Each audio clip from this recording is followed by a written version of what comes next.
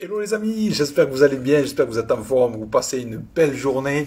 Très heureux aujourd'hui de vous retrouver dans la Spark 360 pour un nouveau live, une nouvelle interview avec une magnifique personne.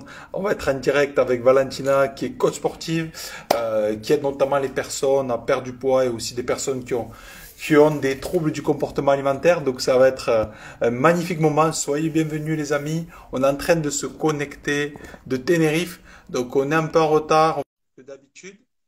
Alors, euh, je vais regarder si j'ai reçu l'invitation. de Valentina. Est-ce que ça marche? Coucou! Bien. Salut Valentina, est-ce que tu m'entends? Oui, Nickel? Super. En tout cas, la qualité est impeccable.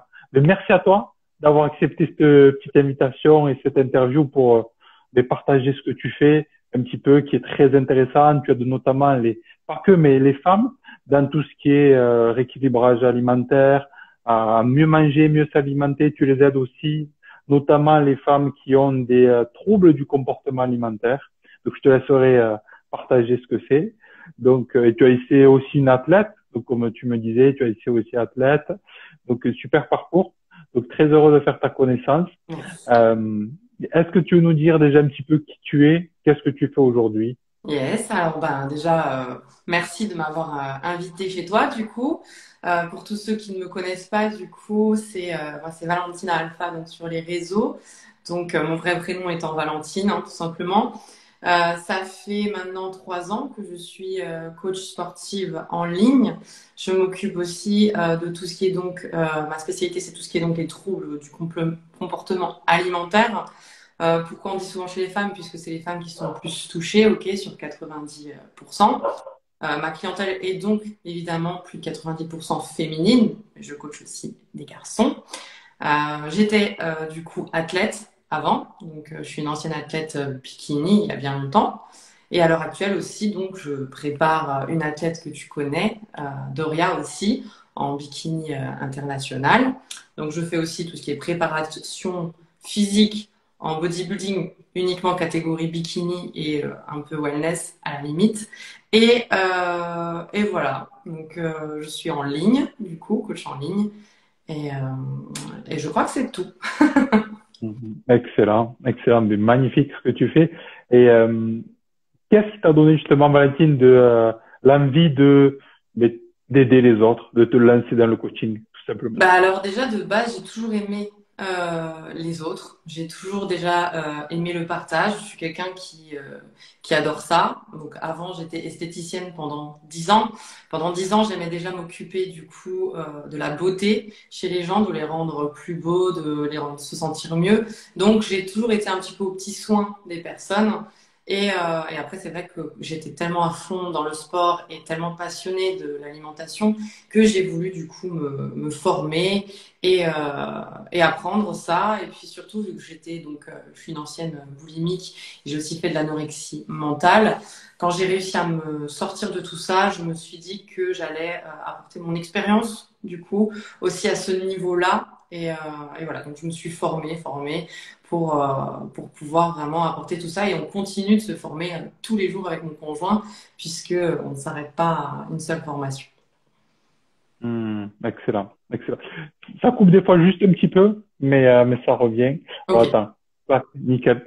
Euh, Magnifique de ce que tu dis, c'est quelque part ton parcours qui t'a mené là, en fait, par rapport à ton expérience. C'est un petit peu, on va dire déjà, que ce soit mon enfance, mon adolescence, ma vie en fait avant, qui a fait que je suis comme je suis aujourd'hui.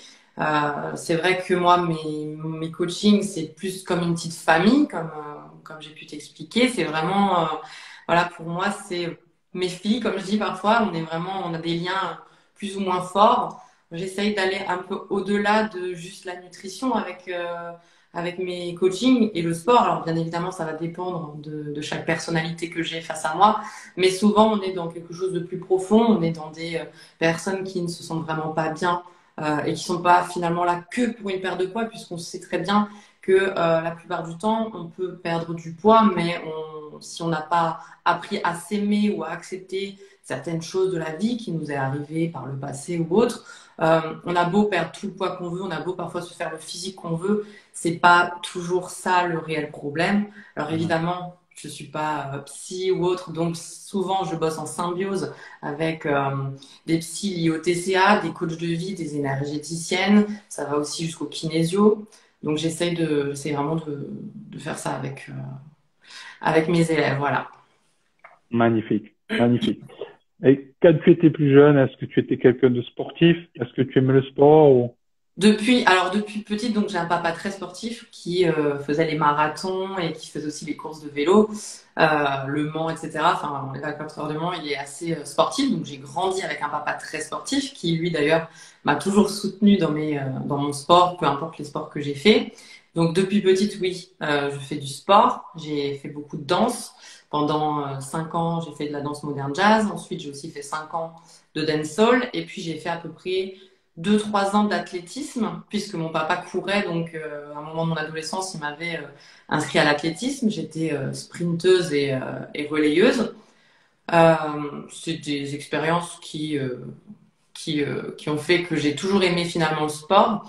Moi, mon problème était vraiment plus en relation à la nourriture et c'était plus, voilà, c'était plus profond, on va dire. Donc, mais le sport, toujours, j'ai jamais été quelqu'un qui n'ait pas fait de sport, même pas une année, je crois. C'est, j'aime pas rester à la maison et rien faire. Excellent, excellent.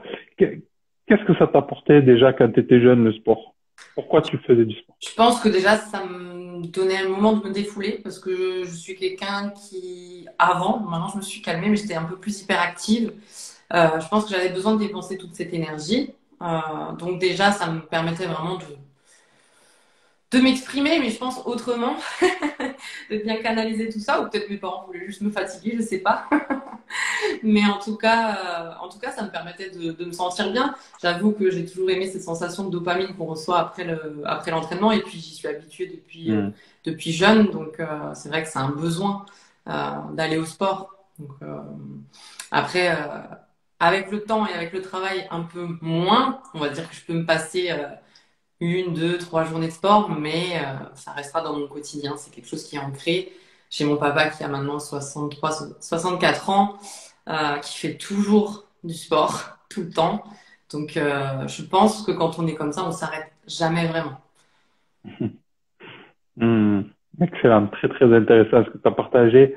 Et du coup, tu nous as dit que tu avais eu aussi des troubles comportement alimentaire. Vers quel âge tu as remarqué que c'est quelque chose qui commençait pour toi? Alors, c'était dans un âge où j'étais très seule parce qu'il faut savoir que j'ai quitté donc le foyer à 17 ans. Donc, j'ai vécu seule depuis mes 17 ans. Donc, j'étais apprentie esthéticienne. Donc, j'essayais de me démerder comme je pouvais avec un salaire d'apprenti dans un appartement.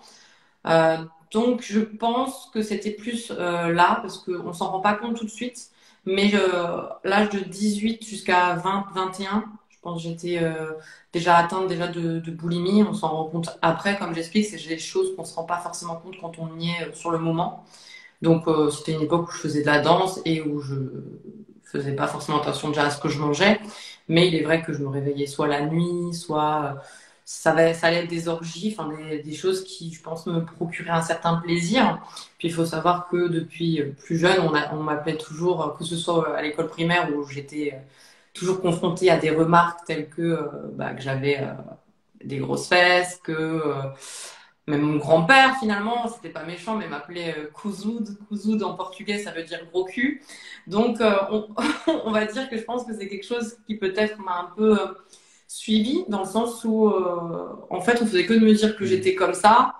Et à l'époque, c'était pas la mode. Et en fait, ça me complexait beaucoup.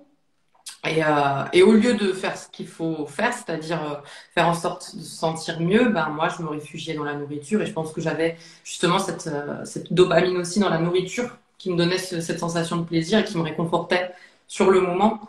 Et évidemment, ben, pas du tout après, mais bon, c'est un cercle vicieux. Les troubles du comportement alimentaire, s'en rend pas compte. Et une fois qu'on est dedans, c'est vrai que c'est très très dur de s'en sortir. Il faut être bien entouré. C'est chose très très importante d'avoir un entourage qui puisse vous aider. Ça c'est bien. Et bah, parfois maintenant les coachs, les psys, Excellent, très intéressant. Et selon toi, ce qui fait que les choses se sont accélérées, c'est le fait que tu te sois retrouvé seul et qu'il y a eu une certaine pression peut-être de la vie, de Hum, plein de choses. que j'ai eu des TCA ou que j'ai réussi à m'en sortir.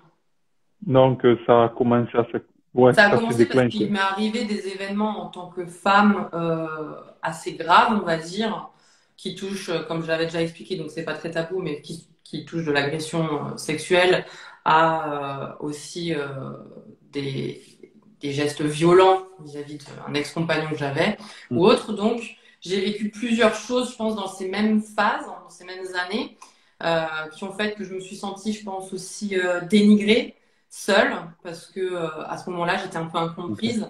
Je ne savais pas si c'était des choses qui pouvaient se dire ou pas. Ça a été une période où j'ai peut-être pas su me défendre, où j'ai pas su m'exprimer. Donc je pense que je me suis renfermée là-dedans, clairement. Ça a été une partie sombre, ou rien qu'en parlant, j'en suis encore émue, mais ça a été une partie très très sombre de ma vie, puisque ça a été des moments où j'ai voulu mettre fin à mes jours plusieurs fois. Donc, Waouh. euh, Ouais. Donc, c'est des étapes très, très dures et c'est pour ça qu'à l'heure actuelle, je pense que je suis aussi proche souvent de mes élèves et je pense que c'est pour ça aussi que ça me tient tellement à cœur de les voir s'en sortir, de les voir s'épanouir, de Mm. les voir, voilà. Yes, ça avait coupé un peu. Je comprends tout à fait. Je comprends tout à fait. Euh, D'où ton approche et aussi cette sensibilité que tu as avec les gens et que tu les comprennes. C'est vrai, quand on vit des choses difficiles, sans parler, on arrive à comprendre les autres. Et qu'est-ce qui a fait que du coup, tu es arrivé à te sortir de ça, mais peut-être cette relation toxique déjà, euh, et de pouvoir aller mieux. Est-ce que tu as osé en parler à tes parents ou comment ça se fait? Alors, oui, j'ai osé en parler à mes proches, à mes parents, mais pas tout de suite. Du coup, ça allait 1 ou 2 ans après, il me semble. Donc, forcément, le mal est fait, mais ça a été plutôt parce que personne ne comprenait pourquoi j'étais devenue comme j'étais. Je sortais beaucoup tous les week-ends, je buvais beaucoup pour oublier tout ce qui m'était arrivé. Mais d'un point de vue extérieur, tes frères et sœurs, ta famille ne comprennent pas pourquoi tu es comme ça du jour au lendemain. Et finalement, un jour, je me suis dit que c'était qu'il fallait que je leur explique tout ce qui m'était arrivé. Ça a été un soulagement. Pour eux, ça a été une tristesse puisque j'ai pas réussi à leur en parler au moment où il aurait fallu, sûrement.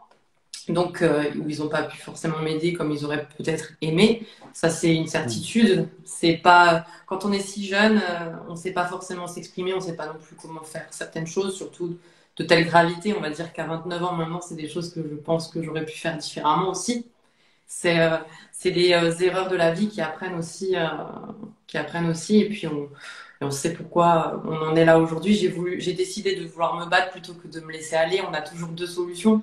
On a la solution soit de rester au fond du trou et foutu pour foutu, ma vie est nulle et j'en sortirai jamais, ou essayer d'utiliser cette douleur profonde vraiment en force. En force, j'ai utilisé ça en force. Et surtout s'entourer des bonnes personnes puisque j'étais pas totalement rétablie ou j'étais quelqu'un de très très fragile quand même jusqu'à l'âge de 25 ans, je dirais. Et quand j'ai rencontré mon conjoint, donc que tu as pu avoir en interview, Damien, c'est lui qui m'a apporté énormément puisque il a compris la femme blessée que j'étais. Il a, il a les épaules pour, surtout, puisque des femmes blessées ont besoin d'être entourées d'hommes forts, quand même, qui sont prêts à comprendre Hmm. tout ça, parce que c'est pas facile d'être avec une femme blessée, on peut pas comprendre forcément tout ce qu'elle a pu vivre. Donc j'ai eu vraiment de la chance d'être avec un homme très patient, un homme qui a vraiment pris le temps de me faire évoluer, mais doucement. Enfin voilà, il m'a appris plein de choses. Il m'a canalisé, il m'a calmé, il m'a aidé. Enfin, vraiment, ça a été un élément déclencheur de ma vie, Damien. Et, euh, et puis voilà, comme je le dis souvent, l'entourage, finalement, on est souvent la somme des 5 qui nous entourent. Et c'est très, très important d'avoir son cercle sain autour de soi. Hmm. Excellent, excellent. Ben, félicitations à toi. déjà d'avoir partagé tout ça et merci. Merci. Et, et, euh, et que peut-être d'autres personnes se demandent, c'est OK, c'est quand on est dans cette situation-là ou peut-être avec une relation, ça c'est vrai quand même, c'est assez tragique, mais il y a beaucoup de personnes qui, pour X raisons, se mettent avec une personne et se retrouvent un peu enfermées, intimidées, etc. Comment toi tu t'es sorti de tout ça? Comment à un moment donné t'as dit stop? Est-ce que t'es parti? Comment t'as fait? Ah, bah, ça a été, oui, oui, ça a été assez tragique. De toute façon, hein. Mettre fin à une Mm. relation toxique, c'est jamais facile. Mais il est vrai que quand on est dedans, finalement, c'est même pas moi qui ai mis fin. Ça a été le cours de la vie qui a fait qu'il fallait que ça s'arrête. Je pense que je criais SOS à des gens qui m'entourent et voilà, tout simplement, ça a été, je me suis séparée des personnes qu'il fallait pas et puis voilà, vraiment, je vais pas aller dans les détails, mais voilà, ça a été, À un moment donné, stop. voilà, à un moment donné, on va dire que la personne qui m'avait du coup levé la main dessus n'était pas comme ça évidemment au début, puisque nous sommes beaucoup de femmes malheureusement à connaître la violence, mais il faut savoir que cette personne-là, au début de la relation, pendant les 2 premières années, n'a jamais été violente, d'accord? Ça n'a jamais été le cas, et ça a été vraiment du moment où tu t'installes avec une personne et que il a pris ça pour acquis ou autre, que ça a commencé. Donc parfois, c'est vachement difficile de se dire que enfin, quand ça Mm. arrive, tu te demandes qu'est-ce qui se passe, qu'est-ce que tu as fait de mal toi, finalement tu culpabilises toi et tu crois que c'est pas grave, que c'est la première fois et que ça arrivera plus. Donc tu laisses le bénéfice du doute au début et puis après tu te rends compte que ça devient récurrent et après tu te rends compte que vraiment tu peux pas accepter ce genre de choses et tu dois faire un deuil finalement sur la personne que tu as rencontrée qui n'est plus cette personne. Et je pense que ça, c'est difficile aussi, puisque tu dois faire un deuil d'une relation et tu dois te séparer de quelqu'un que tu aimes. Enfin, du moins, tu aimais du coup la personne avant qu'elle devienne celle qu'elle est en train de devenir. Et faut dire stop tout de suite. Peut-être que on grandissait différemment, peut-être que nos caractères n'étaient plus compatibles. Tout simplement, je ne sais pas Mm. ce qui a fait ce changement d'un coup. Ouais, c'est très intéressant. Chacun aussi a ses blessures. C'est vrai Chaque personne a ses blessures. et quand on est jeune, malheureusement, on n'est pas armé pour tout ça. On On n'est n'est pas pas armé pour forcément ça. blindé. Je trouve qu'on n'est pas assez préparé à la vie. Mm. On n'est pas assez préparé à la vie d'adulte puisque finalement c'est très dur. C'est pas aussi simple que qu'elle paraît. De toute façon, la vie, hein, elle est semée d'embûches et comme je le disais avant, on a deux solutions. C'est soit essayer de se pousser vers le haut et de se dire bon ben je vais m'en sortir et tout ça, ça reste finalement dans la tête. Je pense que tout se travaille là-haut. Finalement. J'ai vu des énergéticiennes, hypnotiseurs, sophrologues. Enfin, j'ai fait ça très très tôt, depuis mes 20 ans. Depuis mes 20 ans, je travaille avec la médecine parallèle comme ça, douce, tout le temps, quoi. Et je suis encore suivie. Je pense que j'en ai réellement besoin. Je vois encore une kinésio tous les 2-3 mois. C'est quelque chose qui me fait du bien et que je pense qu'il faut continuer. Faut continuer. Excellent, excellent. Bravo à toi pour ce que tu partages. Parce que des fois, on n'ose pas aussi se dire bien quelque chose qui va pas. On va pas oser aller voir quelqu'un ou quoi. Mais juste si je ressens quelque chose, comme tu dis, il faut aussi se faire confiance. Et qu'est-ce Et, que tu aimerais dire peut-être? Ah, vas-y. le regret que j'ai justement, et c'est le message que je fais Mm. souvent passer sur mes réseaux sociaux, c'est quand j'étais plus jeune, j'ai malheureusement pas osé en parler, pas osé accepter ce qui m'arrivait, pas osé dénoncer les gens qui m'avaient fait ce qu'ils m'avaient fait.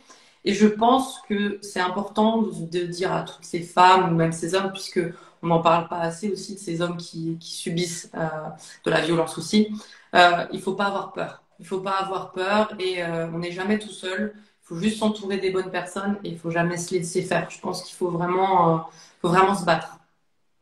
Mm. Yes. Ah, c'est bon, ça revient. Ça coupe de temps en temps, mais c'est pas grave, ça revient. Justement, je voulais te dire, Valentina, si tu avais un ou deux conseils à donner peut-être à ces personnes qui ont pu être dans cette relation-là que tu as été, qu'est-ce que tu aimerais partager? Que vous n'êtes pas seul, que vraiment vous pouvez en parler, que c'est pas Quand certaines choses vous arrivent, souvent en fait on culpabilise et on croit que c'est à cause de nous. Et souvent on n'ose pas en parler parce qu'on a honte de ce qui nous arrive, Mhm. mais il faut l'accepter. Il faut l'accepter puisque c'est que comme ça qu'on peut s'en sortir et surtout il faut discuter, il faut en parler. C'est des choses très très graves et c'est des choses qui doivent être dites, peu importe qu'elles soient dans la violence, dans les agressions ou autre, peu importe, mais il faut vraiment pas rester vivre avec ça. Voilà. Mhm. Excellent. Excellent. Merci à toi. Cette histoire aussi de ta vie, qu'est-ce que ça t'a apporté maintenant que tu as grandi?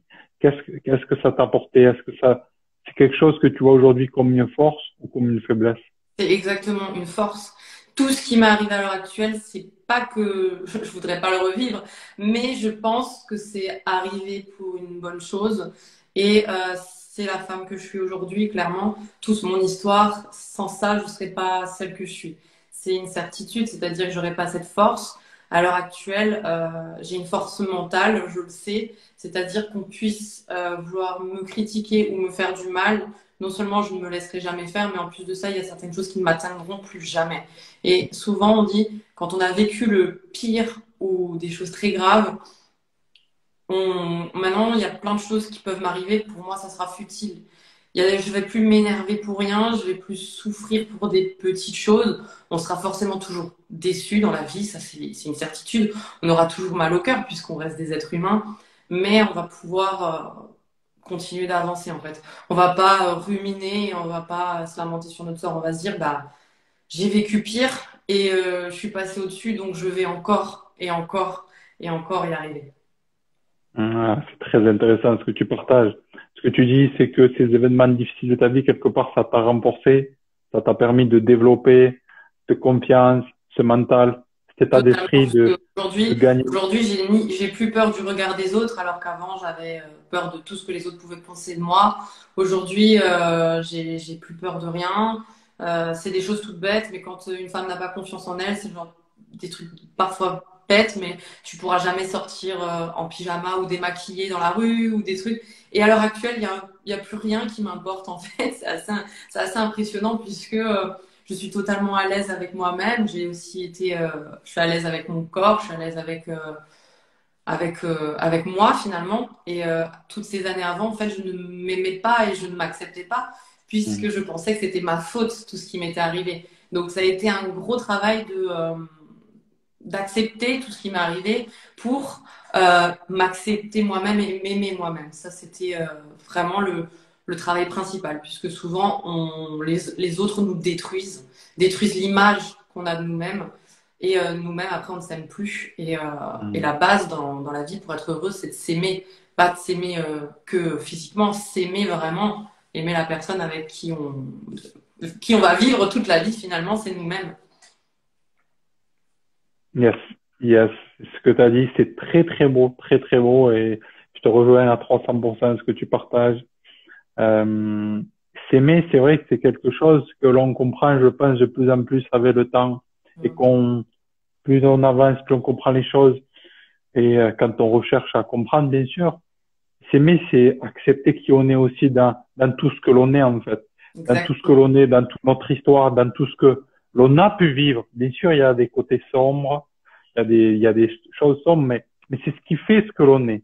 Et comme tu dis, c'est finalement toute ton histoire, elle fait ta force aujourd'hui, et c'est aussi le message que je partage tout le temps, que qu'importe qui vous soyez, où que vous soyez, vous avez tous une histoire, et on peut tout vous prendre dans la vie, mais ce qu'on ne pourra jamais vous prendre, c'est qui vous êtes, votre histoire.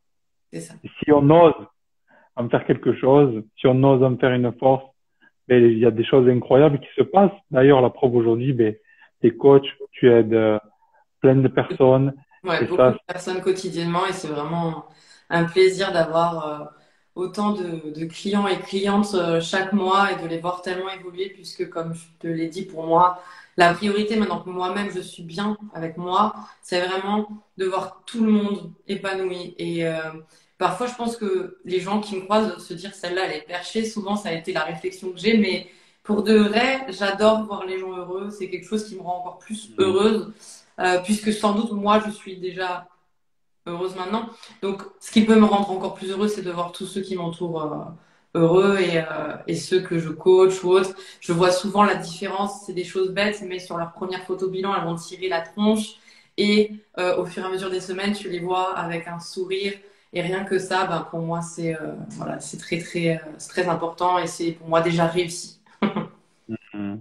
Exactement.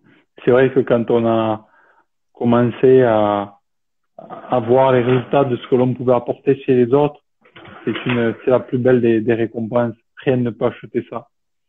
Et est-ce que tu as un rêve, un projet, quelque chose que tu aimerais réaliser dans ta vie de grand? Est-ce que tu as envie d'en parler ou pas? Ou pas Euh, forcément? de projets, ouais, on en a plein. Donc déjà avec mon conjoint, c'est de vivre à l'étranger puisque on est en train de regarder pour ça. On ne sait pas encore, on hésite, mais Tenerife, ne cherchez pas. C'est ici. on hésite. On ira soit au Portugal, soit au Danemark. C'est deux choses totalement différentes. Non, Mais le Portugal, c'est très bien, monsieur. ouais, on adore, bah, vu qu'on a une mentalité quand même à part, puisqu'on voit qu'en France, on a du mal parfois à s'identifier, puisqu'on est vraiment dans le partage, on est vraiment dans l'envie de partager, et on se rend compte que quand on voyage, qu'on est vraiment bien ailleurs finalement, que par exemple le Danemark est un pays avec une belle mentalité de partage. Donc, je pense qu'on va pas rester longtemps en France. On s'est dit qu'après notre mariage, qui est l'année prochaine, on partirait. Donc, je pense que, voilà, on va préparer tranquillement notre mariage. Le projet, c'est du coup, vivre à l'étranger. Et évidemment, on a des projets de tout ce qui est investissement immobilier, etc., qui sont en train de se faire aussi. Et puis, un jour, de fonder notre famille, ça va de soi. Après, en tant que projet professionnel, je dirais d'avoir une équipe qui bosse comme moi. Donc, de trouver des coachs qui ont la même vision que moi pour pouvoir déléguer un petit peu aussi et créer un petit cocon sympa, mais pas d'une vingtaine de coachs. Mais voilà, si je peux travailler avec deux, trois personnes et agrandir le coaching, voilà, ce serait très, très beau. Magnifique. Ben, écoutez, déjà, des super projets perso aussi. Et pour l'année prochaine, plein de belles choses. Avec le Covid, ça y est, ça va se terminer. Donc, vous devrez pouvoir être tranquille. On va se Et marier de toute façon. c'est obligé, là, ça y est. Et en tout cas, ben, écoute, Valentina, j'ai été très heureux de faire ta connaissance. Merci, moi aussi. Elle est très, très intéressante aussi. Merci pour tout ce que tu as partagé, vraiment. Merci à toi, du coup, de m'avoir invité. Ben, avec vraiment un grand plaisir. Puis je te souhaite plein de belles choses pour la suite. Tous les cas, on reste en contact. Moi, je vais suivre tout ce que vous faites aussi encore. Et puis, au grand plaisir de se faire rencontrer un de ces quatre. Merci à toi. Ça Merci coupe des beaucoup, fois. du coup. Merci. Merci. Belle Et journée à tout le monde et merci beaucoup. à bientôt. Ciao, ciao.